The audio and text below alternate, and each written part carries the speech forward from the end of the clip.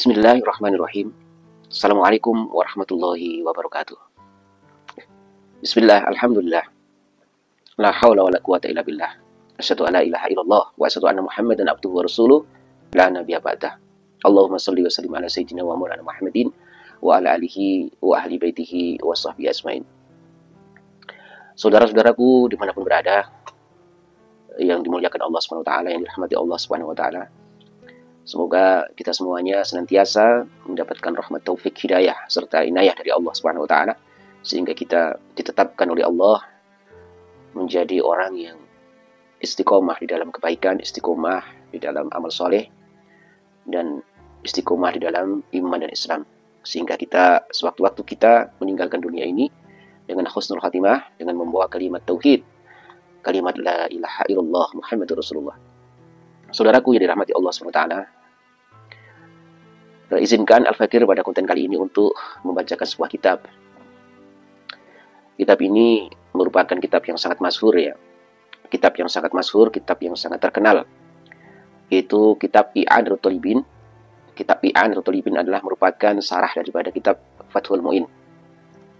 Kitab I'anatul Thalibin ditulis dan dikarang oleh seorang ulama besar yang sangat masyhur, yaitu Syekh Al-Alim Al-Alamah Abu Bakar Utsman bin Muhammad Sato Ad-Dimyati, atau yang dikenal yang masyhur dengan nama Said Abu Bakar Sato. Di dalam kitab I'anatul Thalibin pada juz yang pertama, pada cetakan penerbitnya Kamil Surabaya ya. Ini penerbitnya Kamil Surabaya, kitab I'anatul Thalibin pada juz yang pertama, pada halaman yang ke-15 ya, pada halaman yang ke-15.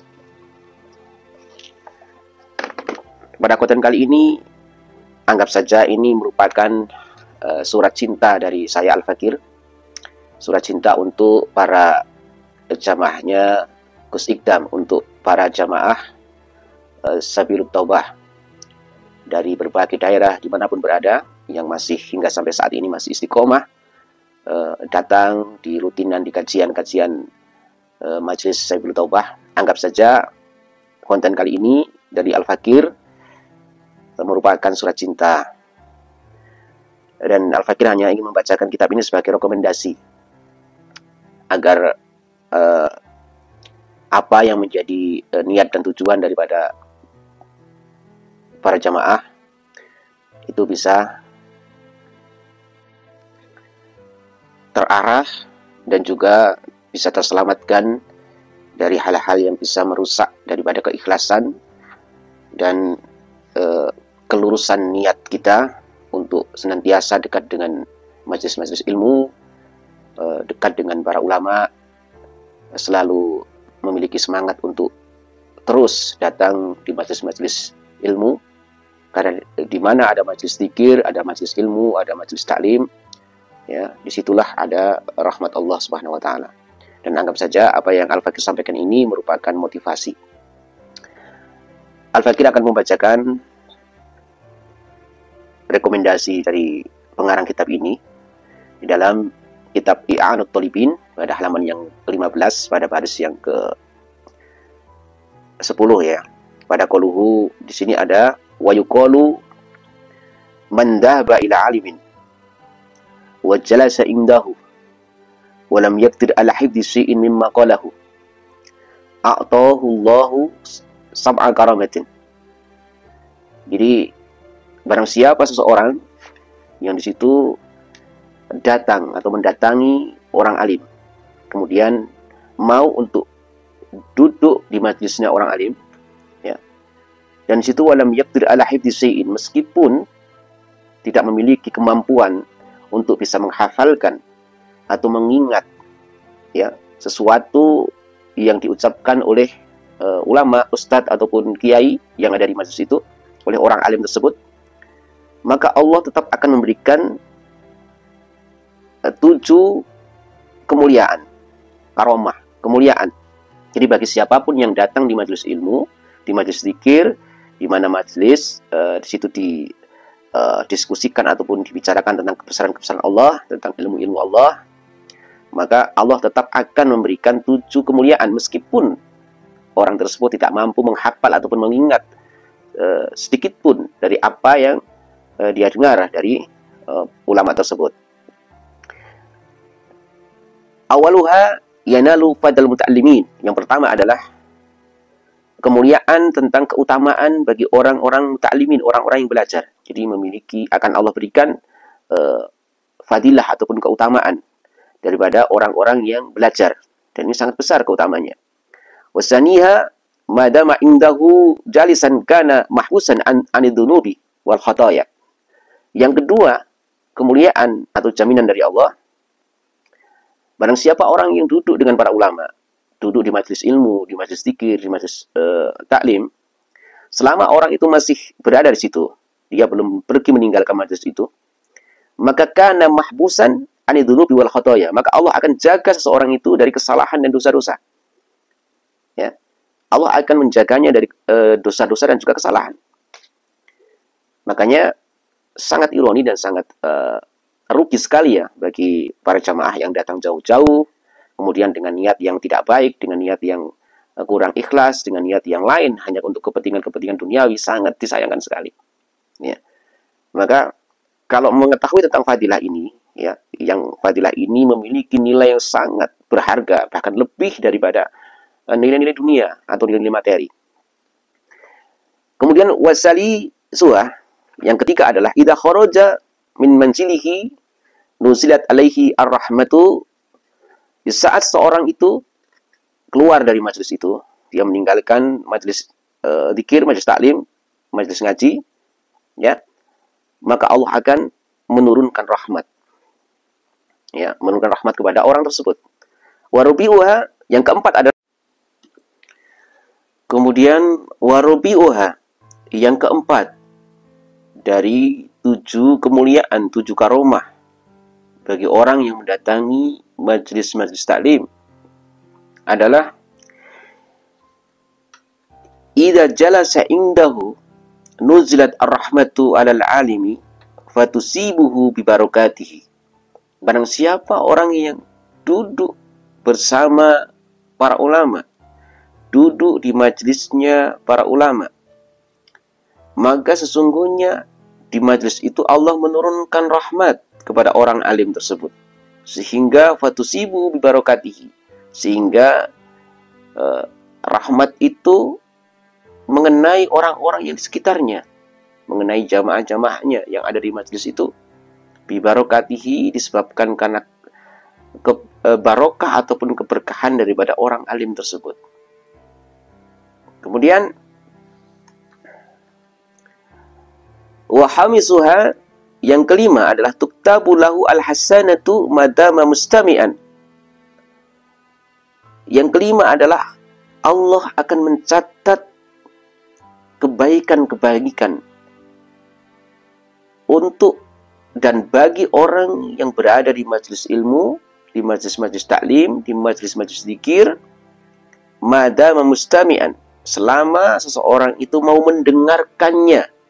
Saya ulangi, berada di majelis itu, kemudian mau mendengarkannya. Mustami'an itu artinya orang yang mendengar. Jadi tuktabu, dan tulis, dan catat,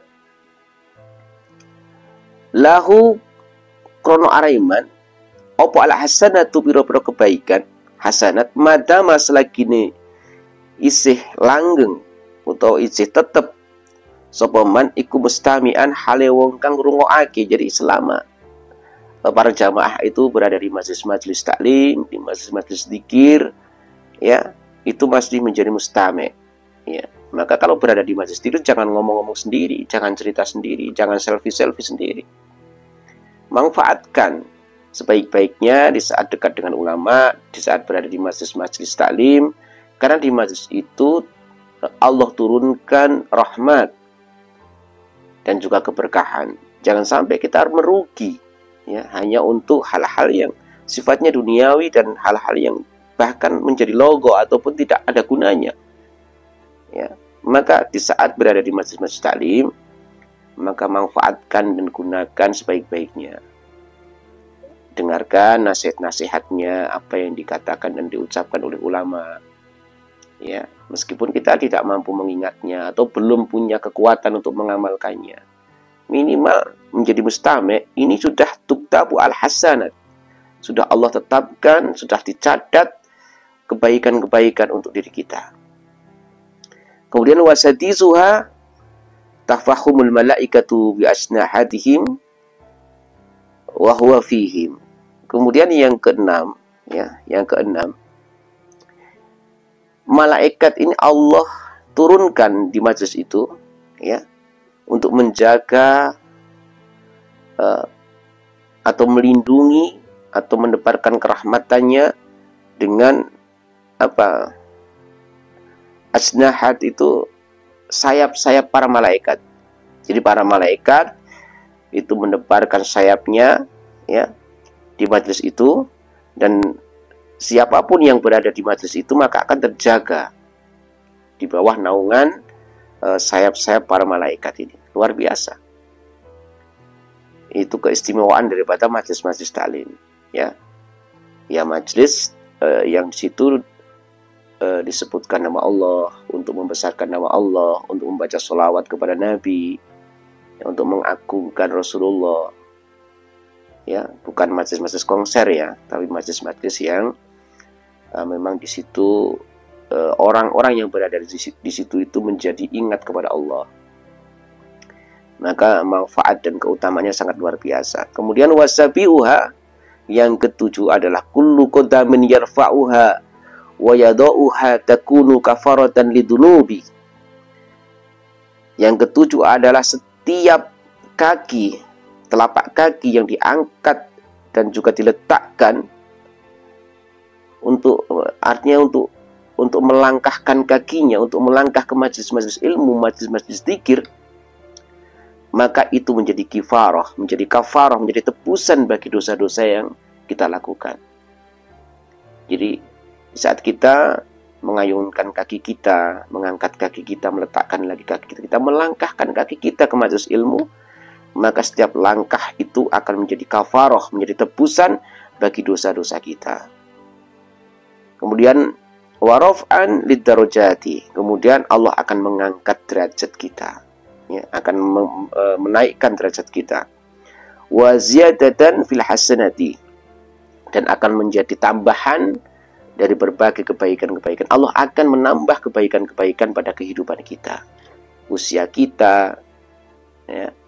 Hadza, semua itu keutamaan-keutamaan yang Al-Fakir sebutkan tadi, hadza liman lam yahfad syai'an, itu bagi orang yang tidak mampu menghafal, tidak mampu mengingat dari nasihat-nasihat, dari apa yang disampaikan oleh ulama tersebut. Hanya datang di situ, kemudian dia tidak memiliki kemampuan untuk menghafal atau mengingat, ya, boro-boro untuk mengamalkannya. Itu mendapatkan kelebihan yang sudah saya sebutkan tadi. Hadza liman lam yahfad syai'an, yang tidak mampu menghafalnya. Itu faidahnya seperti itu. Terus bagaimana bagi yang mampu menghafal, mengingat, kemudian bisa menyampaikan kepada orang lain, menyampaikan kepada keluarga yang di rumah. Buat tadi saya hadir di majelis Sabil Taubah, saya mendapatkan nasihat demikian, mendapatkan hadis demikian, kemudian disampaikan kepada anak, istri, keluarga di rumah. Bagaimana terus? Tentu itu berlipat ganda fadilah dan juga keutamaannya. Wa amal ladzi yahfad falahu ad'afun dzalika mudha'afatan. Ya, bagi orang wa amal ladzi yahfad falahu ad'afun dzalika mudha'afatan. Bagi orang yang mampu menghafal itu, tentu itu akan mudha'af, ditikel-tikel ke, berlipat ganda. Jadi akan dilipat gandakan dari faidah-faidah ataupun manfaat ataupun karomah yang 7 tadi. Maka